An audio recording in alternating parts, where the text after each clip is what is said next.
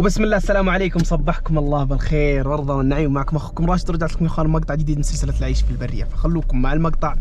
ولكن قبل بدايه المقطع لايك، واذا انت جديد على القناه الله يحييك، شرفني ويسعدني وجودك. النقطه الثانيه، رابط السناب في اول تعليق، وايضا رابط المتجر والسناب ترى مهم جدا جدا جدا، فخلوكم مع المقطع. طبعا احنا حاليا يا اخوان في حول شبوك الغنم او المراح يسمونه، او عرفت المكان هذا يا اخوان لنا شبك فيه، فقاعدين نصيد هنا في كم حمامة حولهم. مليان جردان. جردان؟ ايه والله جردان. تسوي مرق ولا كبسة؟ ما ادري يعني، انت جاي تبشرنا؟ والله انا مواصل يا اخوان عشان لا تشيلونها، مواصل ما عليكم، ما بيطول معنا في الحلقة.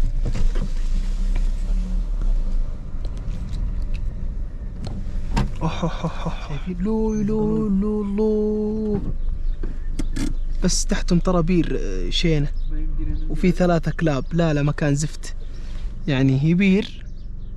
ايش 3 كلاب لهنا ولا هم؟ ولا كلاب حقيقيين؟ الله يسلمك، انت حد عضك باصبعك؟ انا قلت في 3 كلاب. في 3 كلاب هناك. وقف. وين؟ براش في البير؟ لا تمزح صح؟ هذا بشر علي. انت مع كيف ما انت مواصل؟ والله في زغاليل يا اخوان ما شاء الله تبارك الرحمن، بس كيف نبغى نشوف الطريقه وين بيطيح اذا رنينا.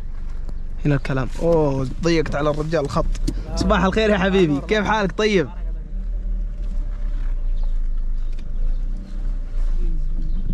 باقي الزغلول. اللي بس طار الزغلول. لا هو بيحط. ايوه بس هذا اللي ابغاه. اول واحد ها؟ لا ايه بس هذه خلفيه. لا والله ما ادري، الكلب خاف. لا ما وزنت زين. دقيقة، لا تنزل وشوية يا عيال. ايوه بسم الله ما شاء الله.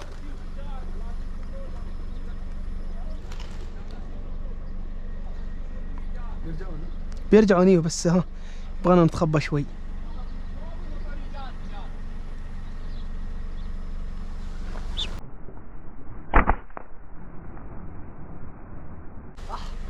والله صابر. والله ما في. لا والله رجعوا بسم الله ما شاء الله، بس مشكلتهم المكان سيء.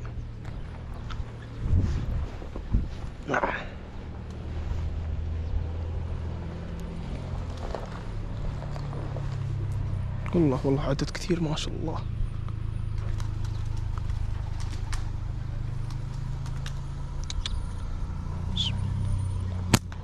اي بس مكانها. اسأل الله ما تتحرك بس.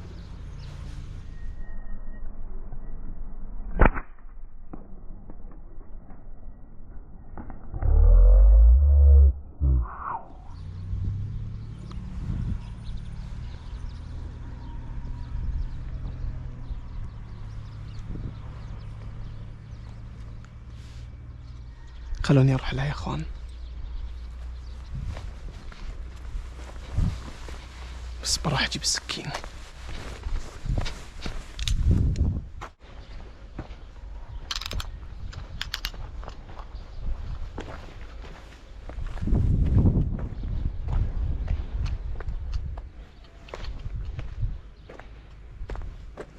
بسم الله ما شاء الله.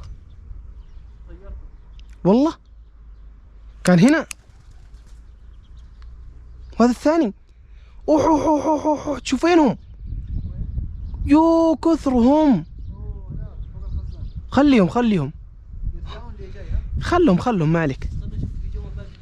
في زغاليل، في واحد ترى ذي الماسوره فيها واحد ذي كبير. ايه بس كيف بتسوي؟ كم منهم؟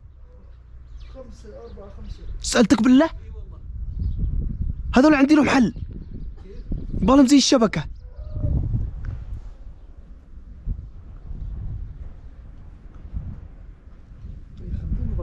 تعال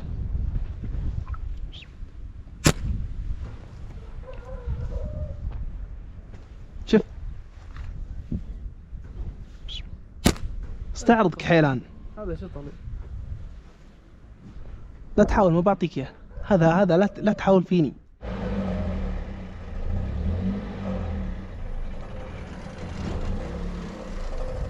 بليل.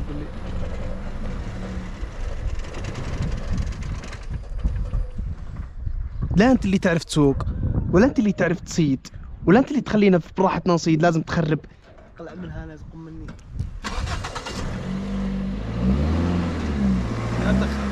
تبى تطيحها في البير، صدقني ما طلعك.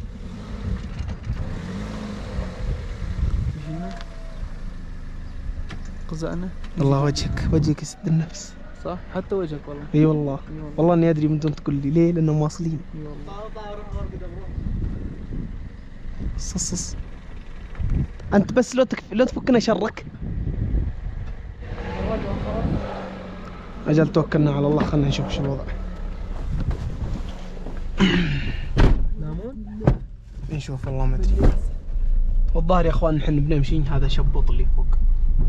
الظاهر ان بنمشي ونرجع له وقت ثاني باذن الله تعالى. ان شاء الله لا يهينك يا رجل مشوار والله. حسين يا اخوان الحمامه. تمشى. والله يبيض وجهك. مواصلين انه عبد القادر والله. طيب تدري وين هي؟ شفت الشبك حق البير؟ والله في وحده صدق. خلاص القطو. يا ابن الحلال حرام الله لا يوفق عدوك. ارجع لا تكفى. والله في كلاب واجد هناك ياكلونها. في كلاب بشريه بتاكلها، ما يحتاج كلاب هناك. هي امشي. ارجع والله لازم نجيبها. حرام يا اخي. ما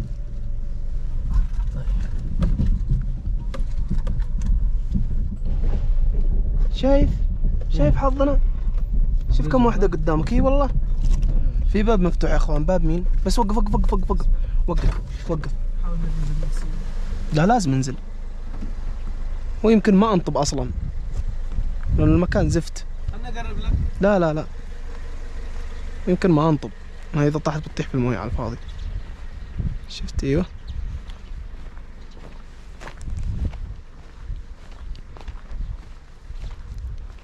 ذيك الثانية نطت معاها بعد. ايوه. بس وقف عندك يا سليمان. وقف عندك.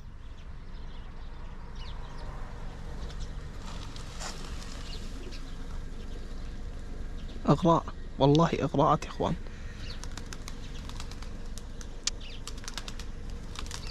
ماشي.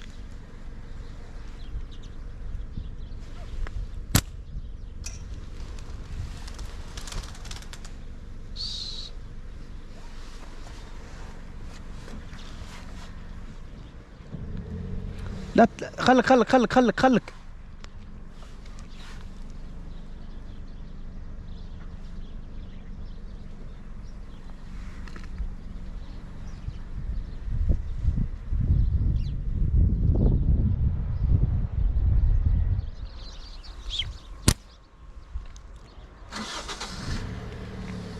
اجل عشان ما نضيع الوقت خلنا نمشي. قمرية وانا ما اشوفها.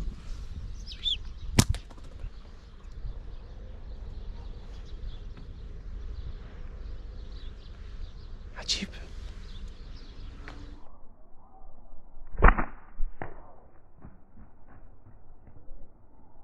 ما مكنتها، بل مالي نصيب في البداية. توكلنا على الله. هذه معنا. طبعا يا اخوان في مسألة الموضوع سألت شيخ فيها، انه يا شيخ وش حكم الصيد اللي مثلا انطبه واجرحه ويطير، هل عليه اثم فيه؟ رد الشيخ اخوان هذا هو في الواتس، بس ما ادري يمكن ما اقدر نقولها لكم، ولكن الرد يا اخوان كان كالتالي: انه ما عليك اي اثم باذن الله رب العالمين، ولا عليك حرج في هذا، لانه انت ممكن تكون فيها سبب. عرفت؟ هذه نقطة. والنقطة الثانية برضو اهم شيء نيتك ما هو انك تصيدها ويعني وتتعبث فيها، بس تصيدها وزي كذا يعني هواء او هباء منثورا وبس. هذا اللي سمعته من الشيخ، واسألوا اكثر. من اعجب الاشياء اللي ممكن تشوفونها، اعطني السكين. عش كبير ما ادري وش هو. عش الباشق ذا اللي هو شبوط، ما ظنينا له. لكن العجيب يا اخوان ان في حمام. شايفين حمام على ايش اسمه شجرة، والله اول مرة اشوفها في حياتي هنا.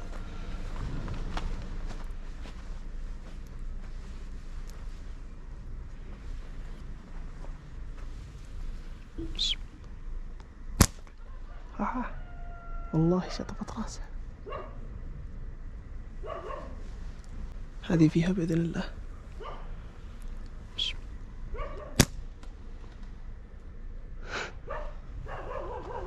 والله ضربات موفقة بس يلا خيره. هذا وش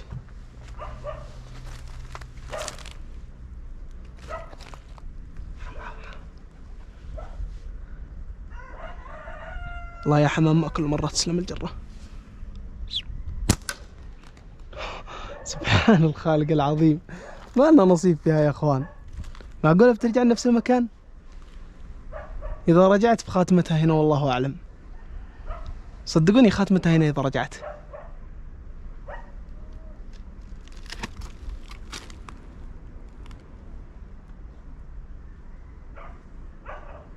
طاروا توكلنا على الله، الله المستعان.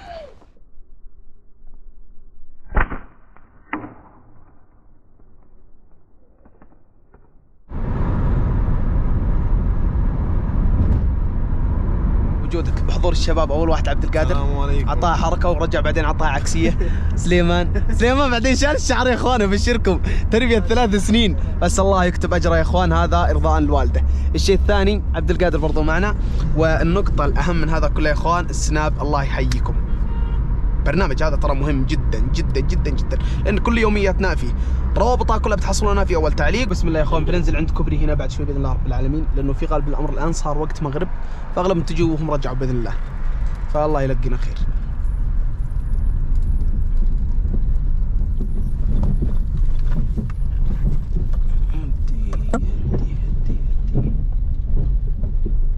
ايوه تشوفهم.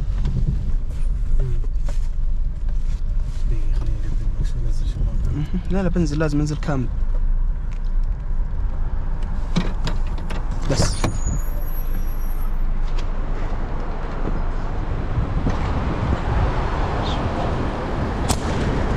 واحدة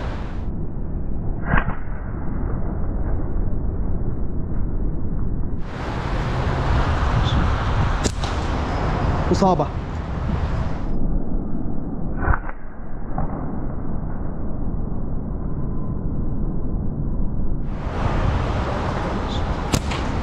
يا رجل اقسم بالله فيها 3 الى الان ولا طاحت، بس طاحت.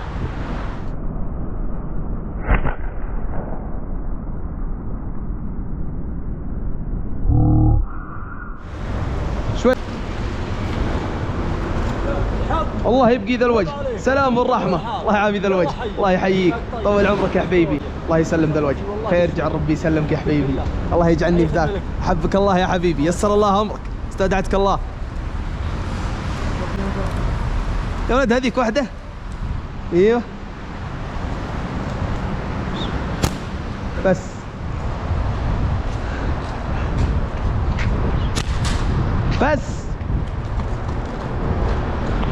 امسكها. طيب امسكها يا رجل.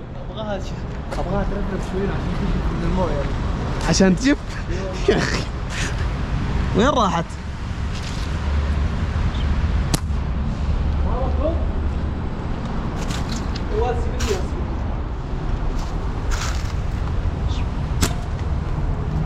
في عينها. وينها؟ خلاص يا اخي ما طاحت. بسم الله. جتك يا عبد القادر، جتك. كذا قاعد تسوي منتهية مستوية على بالك. واخيرا لا ما يحتاج، هذا خربت الله يسامحك.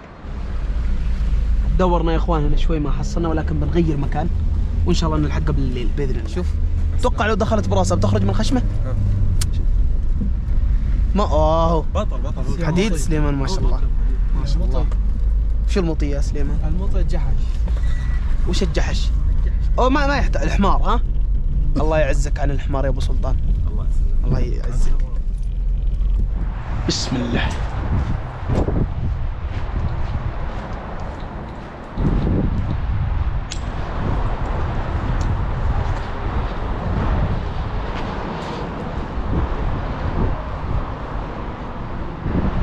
طريقة النطب الصحيحة وانا اخوك كالتالي. تاخذ منطقك بالشكل هذا، تمسكها بالشكل هذا، شايف بالشكل اللي تمسكه، تمسكه هنا بذي وتنطب هنا، شايف انا اخوك. تحط الهدف في زاوية المنطاب، تحط الهدف في زاوية المنطاب بالضبط وتنطب على الهدف اللي زي عندنا الكرتون اللي هناك، شايف؟ حتى لو كانت المسافات بعيدة، بس اعتمد هذه الحركة وكرر. في واحدة عندنا هنا اتوقع والله اعلم. ايوه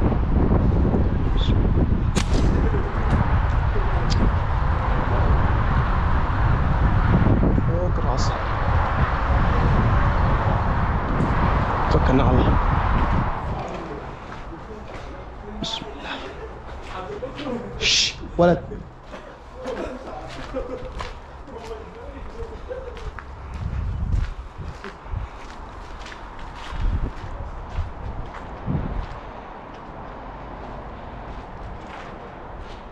هنا يا اخوان هذا السطح ما في شيء. لا اله الا الله محمد رسول الله. لا اله الا الله. يا سبحان الله.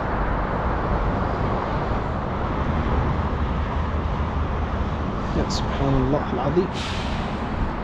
يا سبحان الله العظيم، ما اجمل شكلهم. هذا المروحين كلهم يا اخوان يبغون العمارة.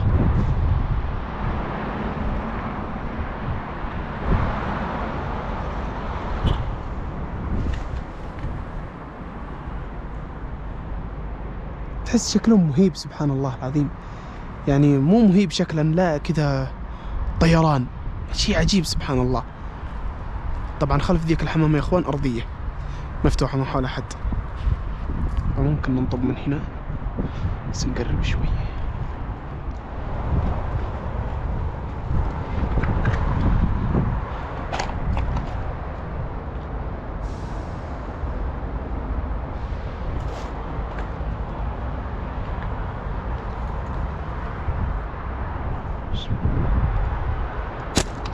الله أكبر، جناحها هذه خلاص سقطت.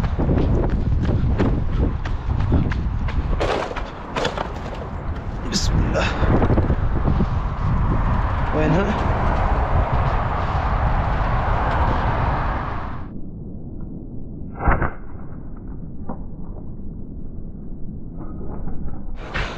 الله أكبر، قاعد يأذن ونازلين حاليا بنفس الوقت عشان نجيب هذه. إن شاء الله إنها ما طارت بس. اوحو كم باقي دور.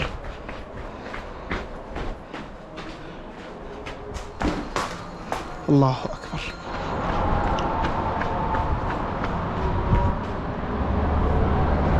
هذيك اي والله، اي والله انها موجوده، ابشرك. تشوفينها؟ شوفها؟ نشوف كيف بننزل. شايفينها يا اخوان؟ الله اكبر الله اكبر. ما يحتاج صح؟ ابغى تنطب على التاكيد. والله المكان بعيد شوي.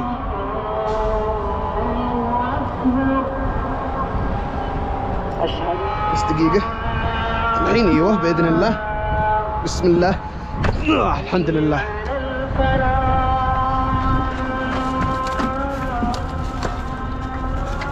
اللهم لك الحمد، اللهم لك الحمد. اخذنا حمامتنا وبنروح نذكيها هناك باذن الله تعالى. اول شيء، الشيء الثاني وانا اخوك، الله عز وجل يقول في آية قرآنية: إن الصلاة كانت على المؤمنين كتابا موقوتا. ترى تأخير الصلاة لا تحسب انه شيء مزاجي او شيء على كيفنا او على هوا، ما في، ما معك عذر الا اذا كان عذر شرعي، والاعذار الشرعية معروفة. الله اكبر، هذا خزان. الاعذار الشرعية معروفة، بتبحث وتحصل كل شيء. هذه نقطة. النقطة الثانية وانا اخوك، مدري الثالثة، النبي عليه الصلاة والسلام يقول بمعنى الحديث: لا يزال أقوام يؤخرون الصلاة حتى يؤخرهم الله. ايش جابنا من الطريق حنا؟ فلذلك وانا اخوك لو شفت امورك تتعسر وحالك حالة ودنيتك دنيا، اعرف ان امورك في الصلاة تحت الصفر، سيئة بشكل الله اللي يعلمه. راجع امورك في دينك وصلاتك. الله الله بصلاتك. اصبحنا واصبح الملك لله. اليوم الثاني يا اخوان، وطالعين باذن الله رب العالمين سوق الغنم.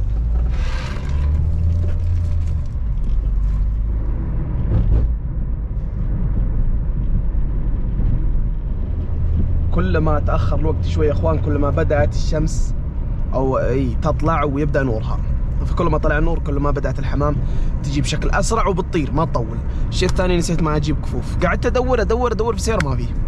اي والله يا اخوان، فعلى خير يلا. الشيء الاساسي يا اخوان، اذا حاب تقرا كتاب وانت من النوع اللي يقرا كتب، عليك بالكتاب هذا. كتاب جميل جدا جدا جدا جدا، يطورك بمعنى الكلمة، يطورك في امور كثيرة، يعلمك يعني ايش تسوي من عادات صغيرة عرفت في يومك، ومع مرور الوقت العادات هذه يعني تصير تلقائية في حياتك، وبنفس الوقت تصير انت تسويها لا ارادي، وبنفس الوقت تثمر مستقبلا. عرفت انا اخوك؟ فللي يحبون الكتب هذا واحد من الكتب الجميلة. ايضا الكتاب هذا دقيقة، عظماء لا نعرفهم، هذا الكتاب الثاني انصحكم اقسم بالله كتاب جميل جدا جدا. ايضا كتاب ثالث بس ما هو موجود عندي بين هذه، اسمه الحاجب بن المنصور محمد بن ابي عامر، او الحاجب المنصور محمد بن ابي عامر. كتاب جميل جدا جدا جدا. وصلنا السوق يا اخوان، بسم الله، الله يلقينا خير يا اخوان. طبعا يا اخوان الكف ما هو اساسي، بس تعرفون الايام هذه برد، مجرد ما يرجع في يدك المطاط يلدعك. وعندنا يا اخوان منطاب ابو عامر اللي بنصيد فيه باذن الله تعالى اليوم. بنصيد ايضا منطاب اخر اللي اسمه لك وللزمن، اسمه في المتجر لك وللزمن رقم 4. يمكن ما هو واضح لكم بالشكل هذا، ولكن هذا ترى فولاذ كامل ومقوى، فبيفيدك اذا شريته بيفيدك جدا. فكلها موجوده ايضا في المتجر يا اخوان، مطاطات على خرز على كل شيء، والتوصيل ايضا داخل السعوديه كامله، وايضا داخل دول الخليج باستثناء الكويت بسبب الجمارك الكويتيه تمنع هذا الشيء. ايضا بنفس الوقت يا اخوان التوصيل ياخذ من 7 إلى 9 ايام بالكثير. ولكن اذا حاب شيء يعني لك وللزمن بمعنى الكلمه، خذ المنطاب هذا. تبغى شيء لك وللزمن فعلا والله حقيقه يا اخوان، مو مجرد تسويق يشهد الله يا اخوان. خذ هذا اسمه الشبح.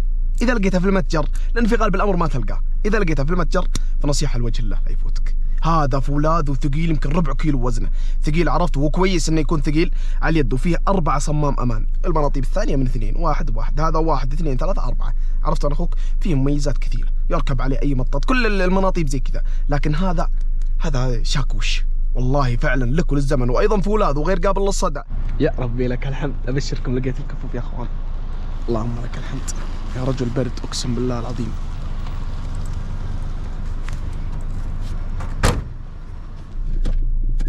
انا بوقف هنا يا اخوان لان اللمبه هذيك عليها يمكن 20 شيء زي كذا، شايفين؟ لا قوه الا بالله. الله يلقينا خير، اسال الله. بسم الله. هذا اول سرب حمام، يمكن يحط يمكن يطير، غير اللي فوق. مشكلة اللمبات ذي بتعمينا يا اخوان، مشكلة هذول ماشي كأنه مكانهم زفت.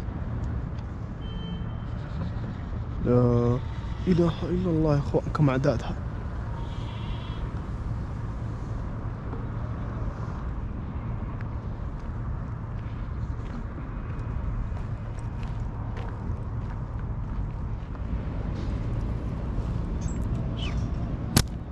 الله اكبر الله اكبر.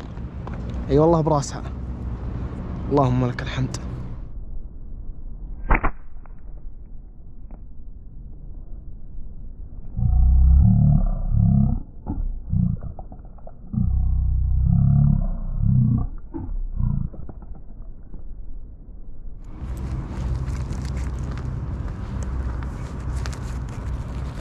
ما شاء الله تبارك الرحمن. بسم الله الله أكبر.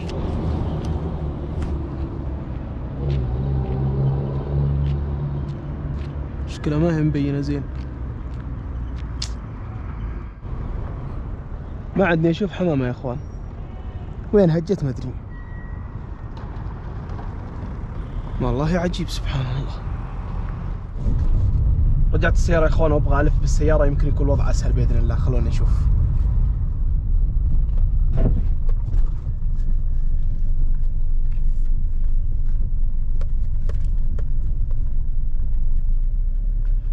ما شاء الله تبارك الرحمن، بس في ناس وراها ما يصلح.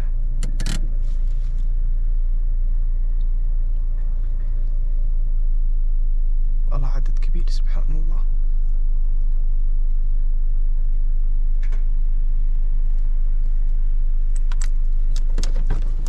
لازم نشوف لنا واحدة بعيدة من الناس.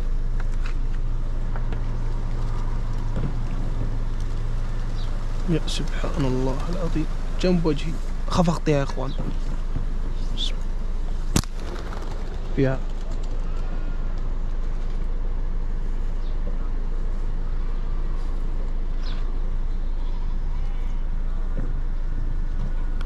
والله فيها.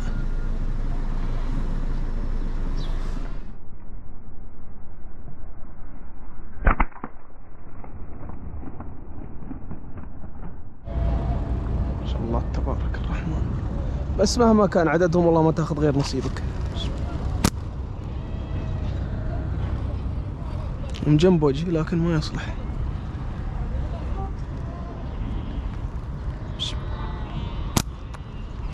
الله أكبر.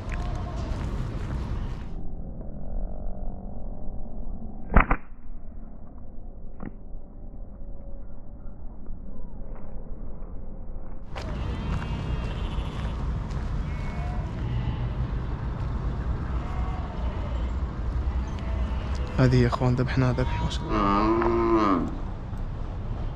سماش.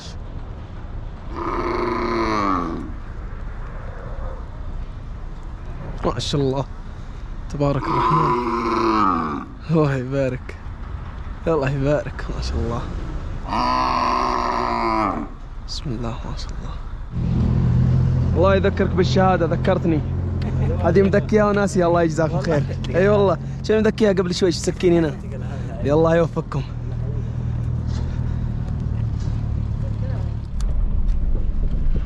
يا الله يا كريم من فضلك، يا الله من فضلك، يا الله بوحده يا حي يا قيوم.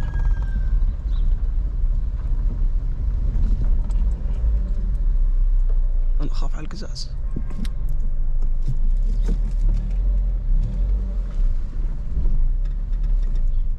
ايوه يا الله يا ربي، نرجع من الشمس. ايوه يا الله يا رب. بسم الله الله اكبر.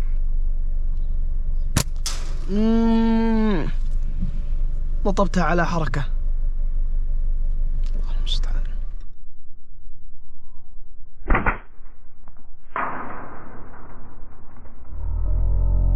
خيره هي تحركت وانا نطبت.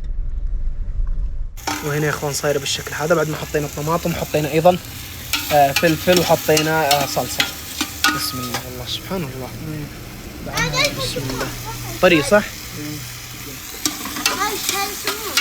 طبعا ترى قد تغسلت يا اخوان اكثر من مره، بس تعرفون خاصه الطيور الاشياء الصغيره سبحان الله يبقى فيها دم. وبسم الله. ليش؟ علموني قبل دقيقه. سكينه. لا يا والد فرطت.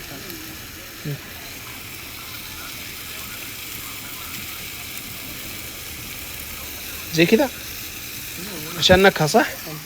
بسم الله ما شاء الله. صايرة بالشكل هذا يا اخوان الحين. وحاليا يا اخوان نحط المويه، ويفضل اذا في مويه حارة احسن. شوف كمية كفاية ما شاء الله تبارك الرحمن. هنا يا اخوان بدينا نحط الرز، وهنا يا اخوان بعد 13 دقيقة بعد ما تحطها على النار على الرز، ونشوف باذن الله رب العالمين كيف طلعت. بسم الله ما شاء الله تبارك الرحمن. فيها قطرتين مويه، وهو الافضل انها تكون بمويه اصلا. لا والله ناشفه ناشفه، شايف ما شاء الله تبارك الله. وبسم الله ما شاء الله صارت بالشكل هذا يا اخوان. خلينا نشوف ما شاء الله. نضجه يا اخوان صح؟ جدا. اي والله جدا ما شاء الله تبارك الله.